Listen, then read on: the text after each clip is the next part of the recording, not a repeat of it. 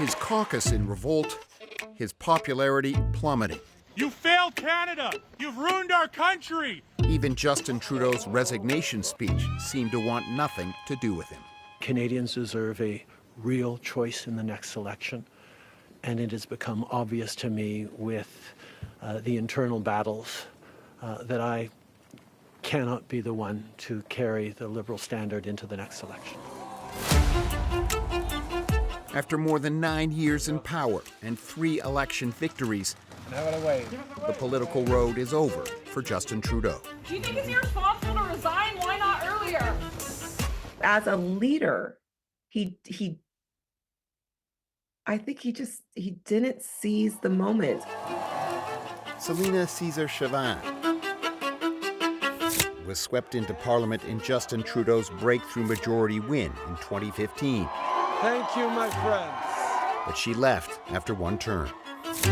I'm upset about this because he's not a bad guy. He's just not a great leader. And that leaving in this way is, I wouldn't want this for anybody. It's not nice. For political observers, Trudeau was long seen as someone born to rule. His father was longtime Prime Minister Pierre Trudeau. Bonjour, votre sainteté. Alex Marland is a political scientist at Acadia University. He's in the public eye right from the time he's a child. And so over the years, Justin Trudeau becomes somebody who people feel that they know because the media really liked him. And in his government's early years, Justin Trudeau's media image transformed into something Canada really hadn't seen since his father, a prime minister with a worldwide profile. But some key promises, such as electoral reform, went unfulfilled. He ran into a political problem of over-promising and under-delivering. He would use these examples and he would use people as almost props. And then people would start realizing this isn't actually, like, nothing substantial is coming out of this. He led Canada through COVID and controversy. There were also scandals, including photos of Trudeau in blackface when he was a teacher more than 2 decades ago. Trudeau's Liberal Party had been neck and neck in the polls with the opposition Conservatives until the middle of 2023. Then the bottom fell out. Liberal support has collapsed to some of the lowest levels ever. Public affairs consultant Kate Harrison says the Liberal polling numbers are especially dire. Really what we've seen in the last 12 months is historic sustained lows for the Liberal Party of Canada. So that margin has been reliably 15 points to now 25 points, where the Conservatives have had an advantage over the governing Liberals. Mr. Prime Minister.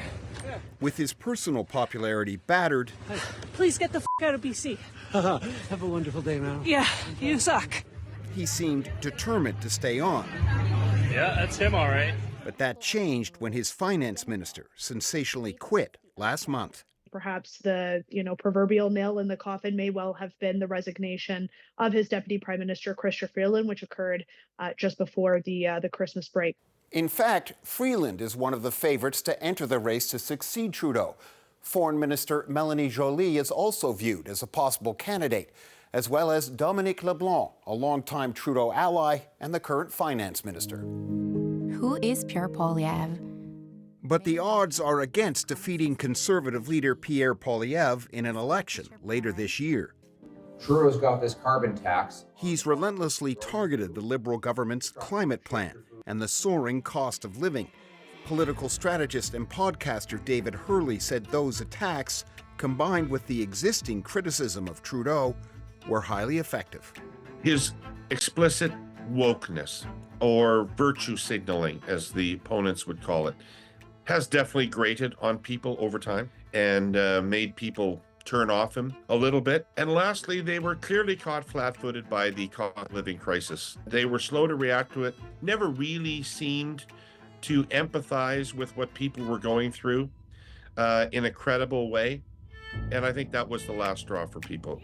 Justin Trudeau's political career is nearly over. The question now is, how far will he take his party down with him?